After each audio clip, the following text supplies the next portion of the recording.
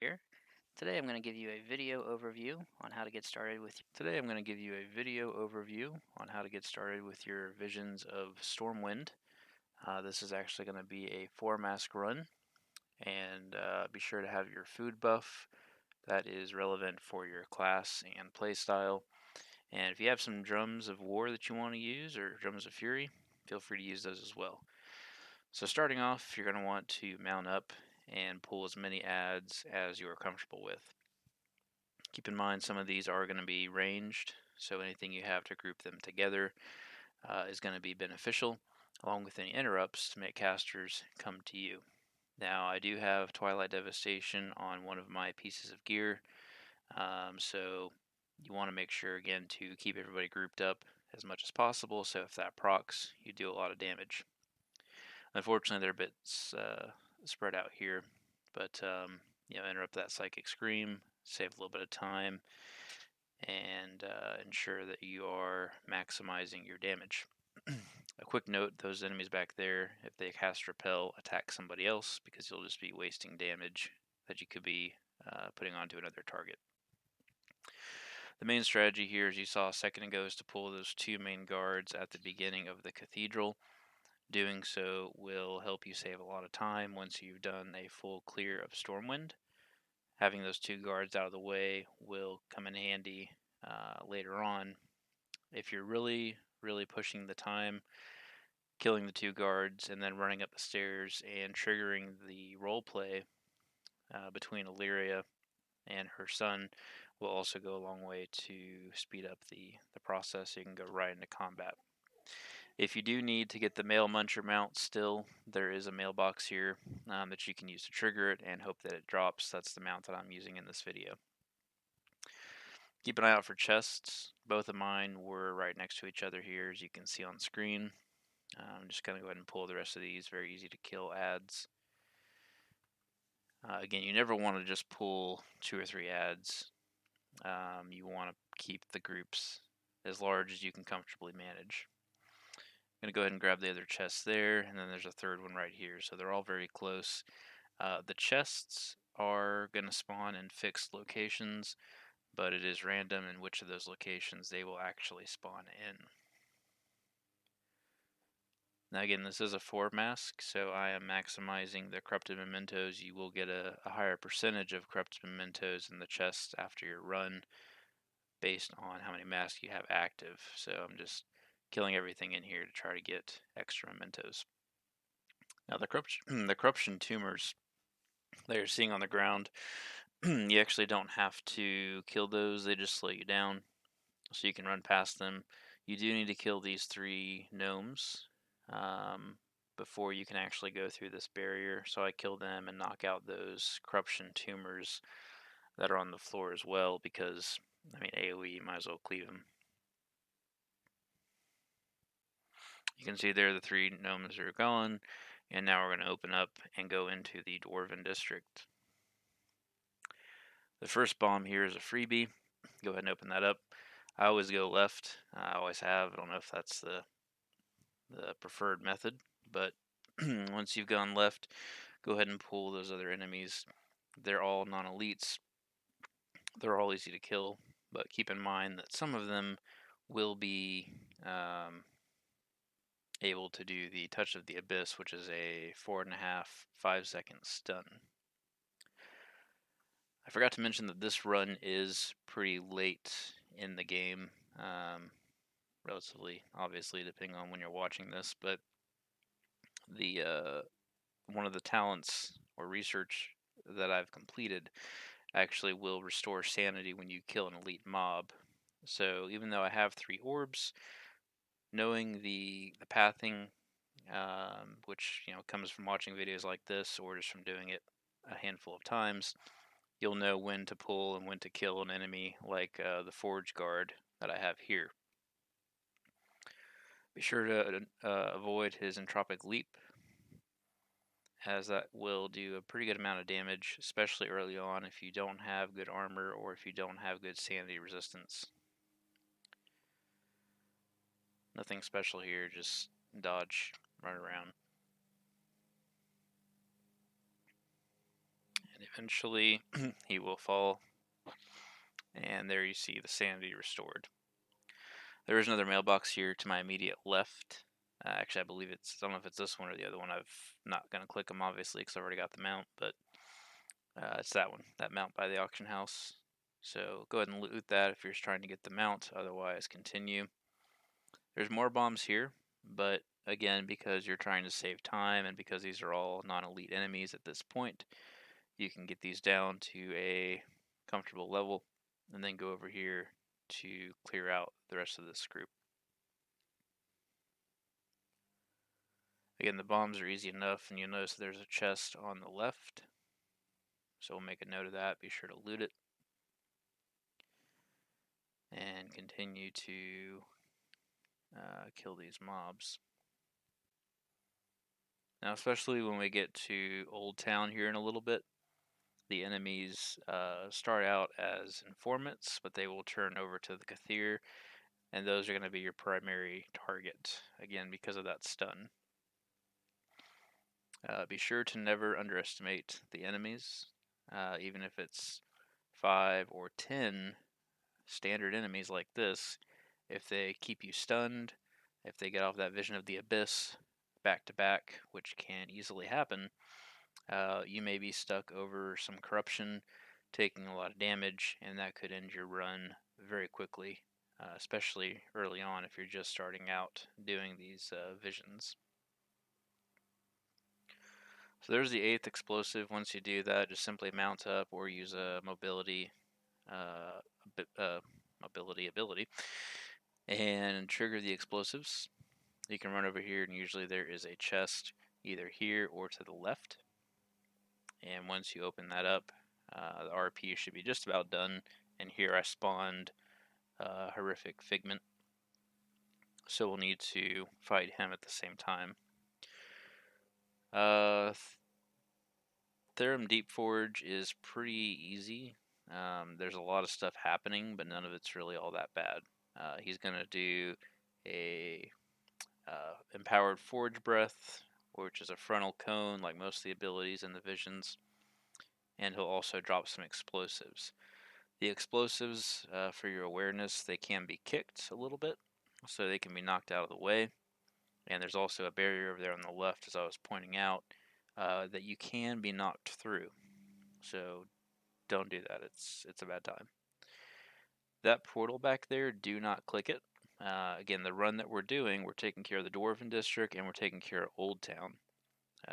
Taking care of those is the best way to do it because of where the portals are placed.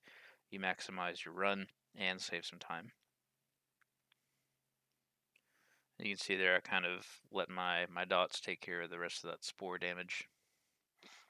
And we're going into the next zone. You're going to have some stealthed mobs here. They're not elites, but they are stealthed nonetheless. You're also going to have this little debuff to contend with where you get shadows of yourself. You want to avoid those and be sure that you're not bumping into those. It's nothing major. It's not really a game changer, but it will do a little bit of a disorientation. As you can see there, I got feared and then disoriented into them. You're going to be fighting Arms Master, Cherson, and she is going to be doing again, Roaring Blast, which is your frontal cone, which I think I dodged that one. And then she's also going to do a Blade Flourish. So that's just your standard AoE. And I'm kiting her back a bit because I do have Burn Bridges, one of the masks, enabled. It does leave a lot on the floor. So you want to kind of kite her away to a spot where you'll have some extra mobility when she's dead. The border on the screen there, you can see some of my sanity was draining a bit, so that's kind of an indicator. You want to be a little bit more careful, but still nothing to be super paranoid about. Just go up here and grab this chest and pull these mobs. There's another mailbox there if you want to make note of that for the mail muncher. Hopefully it'll drop for you.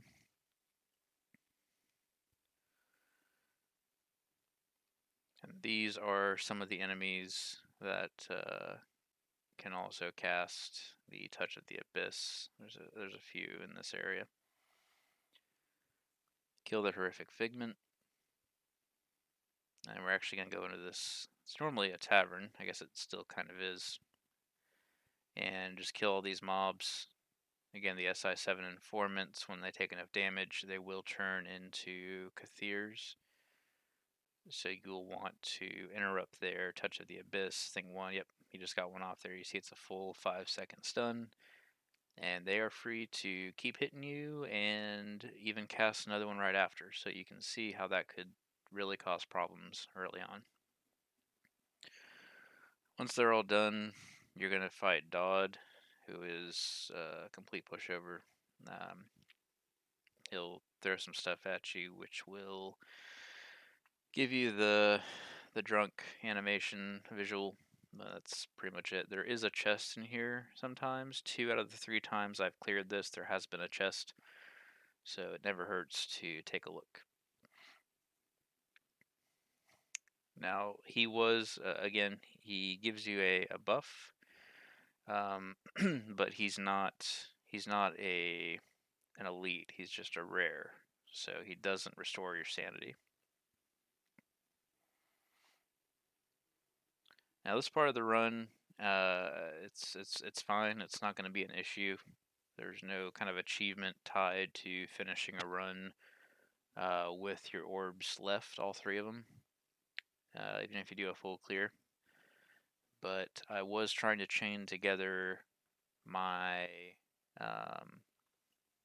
my sanity so I wouldn't have to use the orbs this early.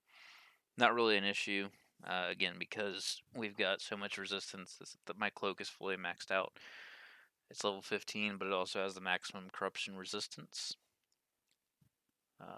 So, again, I'm not super worried about it. But because we did just waste, or not really waste, but we used an orb a bit earlier than I wanted, we're going to go ahead and pull these non-elites, focus them down, and rely on our cleave damage to get this boss down.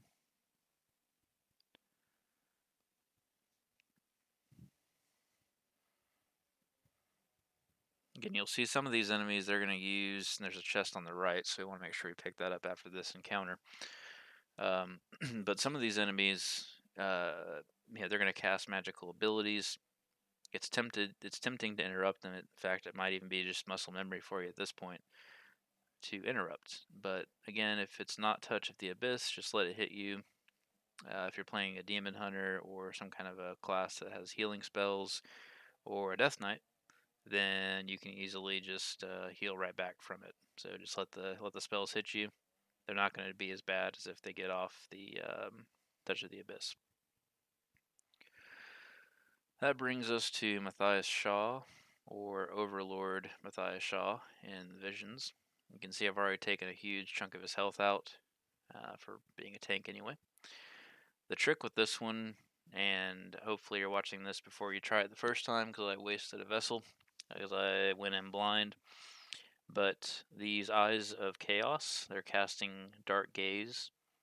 And essentially what you want to do is you want to attack the boss, but you don't want to be facing the eyes when you do it.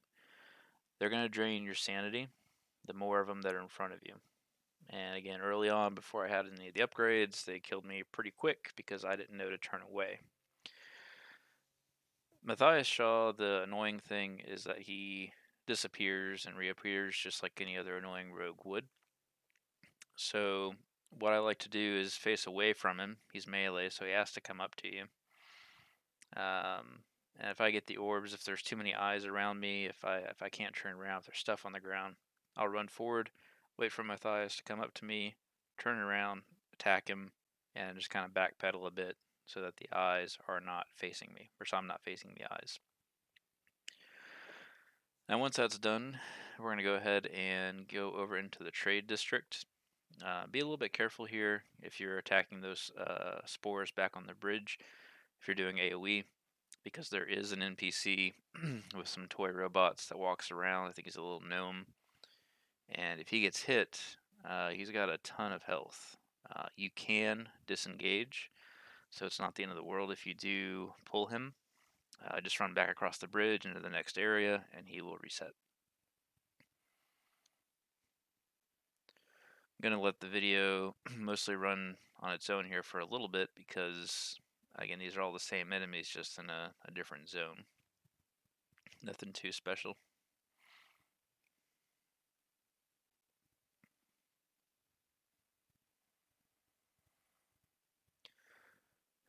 And you can see here we went ahead and pulled the Inquisitor.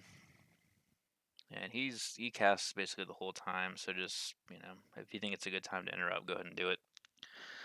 The burrowing appendages are the most annoying, especially if you are, again, still fairly early in this process. They're not really a threat at all. They don't do anything except knock you around and prevent you from using your orbs, which is probably their biggest threat. Keep in mind, it doesn't have to be an enemy that is doing a ton of physical damage or draining your sanity. All they have to do is stop you from using your orbs to regain your sanity. So keeping an eye out, which is extremely important in the next section, in the Mage Quarter. But just in general, make sure you're not in combat when your sanity is getting very low, because you cannot use your orbs no matter what when you're in combat.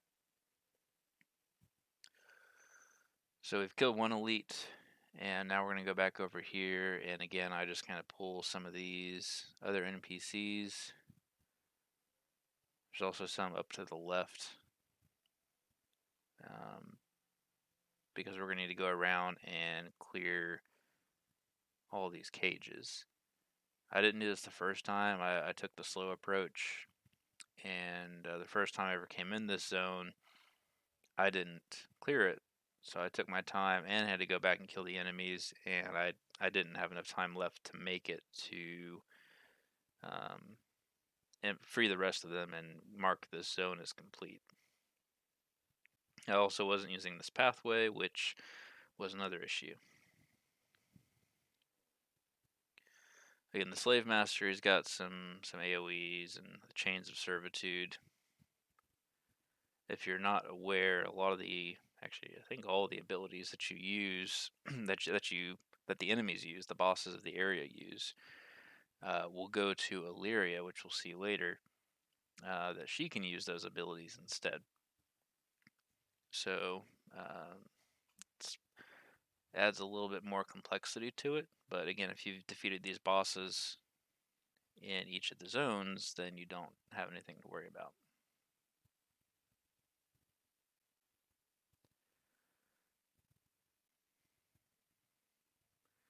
Yep, so there is more sanity restored.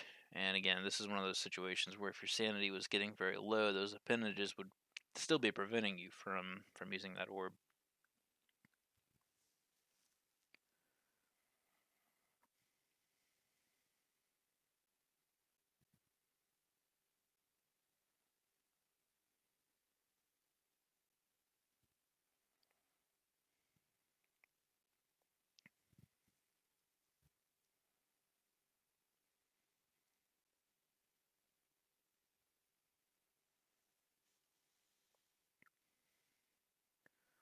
Now I've got some more enemies here, and again, because it's a 4-mask, pulling a little bit slower even though I am a tank.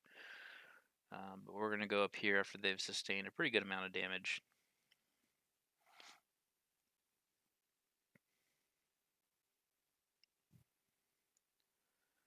And then just clear them out and hope for a Twilight Dev proc. You can't rely on it as a strategy. It's going to go off a lot, but usually it's when the last enemy has 2 hit points left.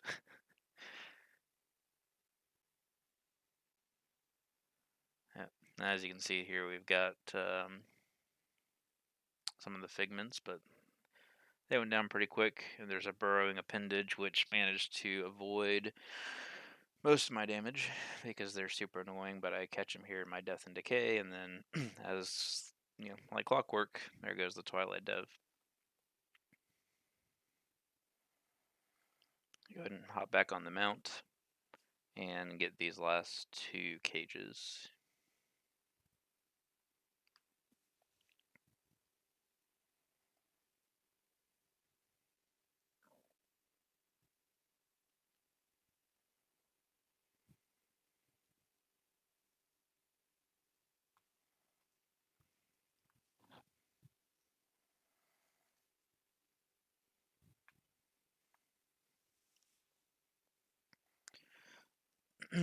Okay, now that takes care of the second to last zone. Now we're going to go to the Mage Quarter, which is, I think pretty much everybody agrees with, is the most tricky.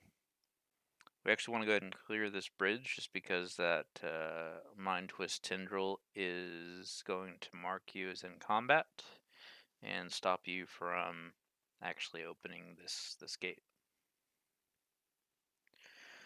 Now, if you look ahead, you just went around the corner there, but it's a small enemy, Crawling Corruption. These guys are super annoying and can end your run quite easily. They will seek you out and they will chase you, but they don't they don't have a lot of hit points. So the strategy that I'm using here is to try to go through and there's another one there on the right. Gather them all up and just burst them down with cleave damage, just so I don't have to worry about them later on. Now you can see my sanity keeps draining. There's a lot of small enemies, there's a lot of tendrils and burrowing appendages in this area. So you want to keep an eye on that. But the quicker you can get those small enemies done, because they just run around the circle area, they just keep running around it. The sooner you get them done, the easier this zone is, especially if you lose sanity at a rapid rate. So as you can see, here comes another one. He interrupted my cast, so we just go ahead and grab him and take him up here. Now the objective of the Mage Quarter, there's 2 elite enemies, just like there always is for the other zones. But there are 5 void portals. So here's an example of one where there's the portal keeper. The portal keeper is one you want to kill, but the greater void elemental casts the void buff or debuff. That's what you want to interrupt, because it will. There he is. He just got one off, but I was still feared. But that's what you want to interrupt, because if you don't, it'll increase your sanity damage. There's nothing you have to do with the portals. Once you kill the enemy, that's it. You can see we got 1 out of 5. Now, because we just used an orb, we're going to skip this elite boss for this particular run, because he's going to restore our sanity. But as of right now, he would cap, or a little bit more than cap, our sanity meter. So we're going to avoid it and simply go down this alleyway and clear more of the non-elites. The biggest thing with this zone, aside from being so close quarters, is that the chests are hidden around the corners, as you saw there. So don't be afraid to move your camera around a lot to make sure you're not missing these chests, especially, as I mentioned, on higher mask runs, because you're going to want to make sure you are getting the maximum corrupted mementos. Again, if you're like, I'm assuming if you've gotten to this point, you're not watching this video, but if you've got your cloak maxed, you're not getting malefic cores anymore, then the only reason to do this is because of the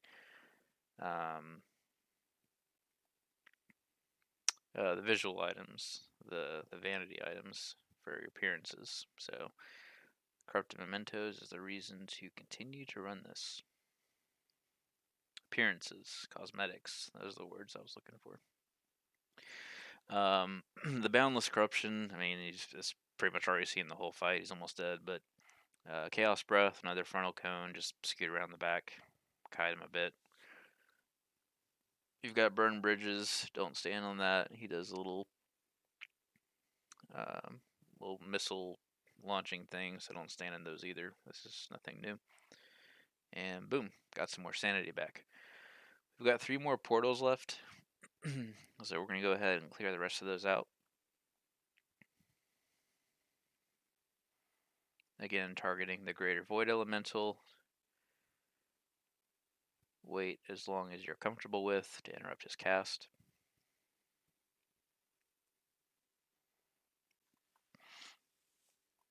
And I pop my anti-magic shell here, and that just goes right through the a little shadow thing. It's probably the technical term.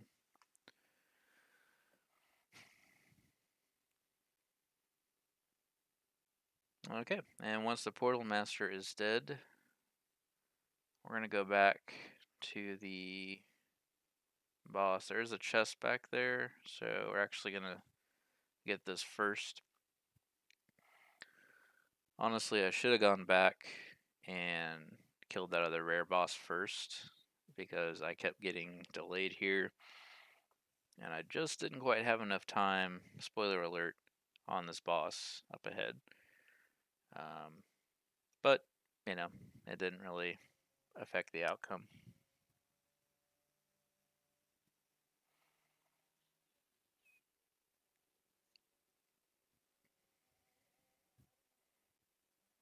So we're going to go back up here and kill Zardeath with the Black Claw. He's pretty standard for a magic user. He just sits there in turrets and occasionally does Rain of Fire. Again, I use my anti-magic shell again. He's not hard to kill. It just depends on your crits and everything else. I didn't really have the best luck here, and thankfully, of course, I wouldn't have gone this far if I didn't have it. But the emergency sanity restoration ability went off there because I depleted my sanity. Sanity is obviously the core resource of these runs in general. And of course, it still worked out because killing him topped off my gauge again. But your health is what you really want to keep an eye on, because depending on what you're fighting and how many, your health can drop uncomfortably quick, even as a tank. So just be sure that you are managing your health. You shouldn't really, with self-heals and healing abilities, you probably shouldn't have to worry about sitting and drinking. I would hope not.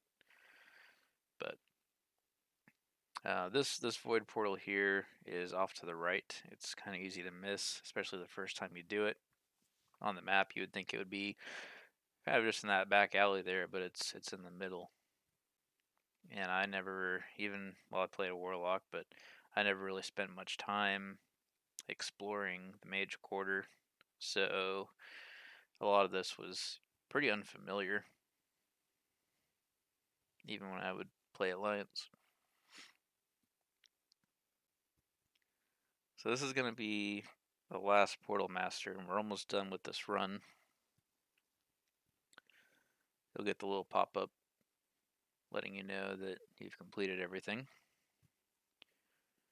Just be careful here, because you have to go up this pathway.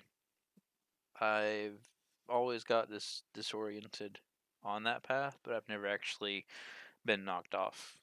So, not saying it can't happen, it just hasn't happened to me. Now, Magister Umbric he can be time consuming. It's very important to time your abilities, your cooldowns around this fight. So I kind of do it in stages. You see I use my Dancing Rune weapon, so I use one of my main cooldowns. He teleports, and then I come up to him and use my second cooldown. Now the Drums of War,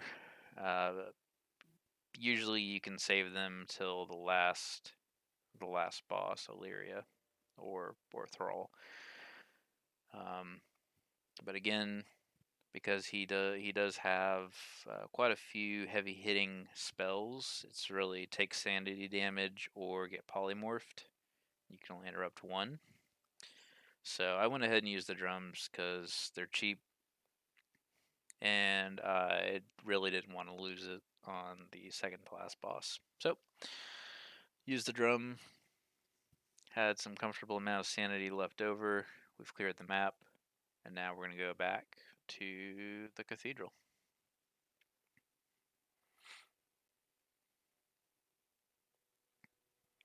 We're going to go in here, and there's some role play. We're going to go ahead and pop the last sanity restoration orb just to go into this with a full bar. Because of her having the eye that Shaw had, the polymorph that Umbric has, the ability to throw the bombs, and the chains of servitude, plus it being a 4-mask in this case, the fight can take a longer time, especially as a tank. So it's best to go in with a full gauge. Again, like I mentioned before, kick those bombs out of the way. There's the tainted polymorph. That's easy to manage. She doesn't use it a whole lot, so I think pretty much every class will be able to interrupt her. Void Eruption is really the only thing you need to be worried about when she does it, when she starts casting it. Run behind the pillar. When she does that, after she's done with that, she's going to run up to you and cast the Darkened Sky, which puts all the void stuff all over the ground.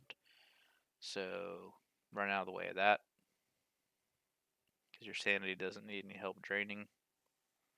Again, Void Eruption is her main ability.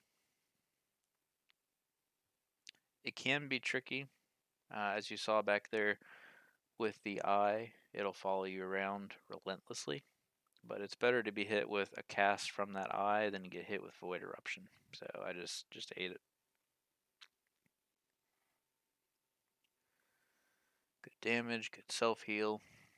Chain of Servitude. Just run away from it. Nothing special. You can see I didn't even use either of my mobility talents.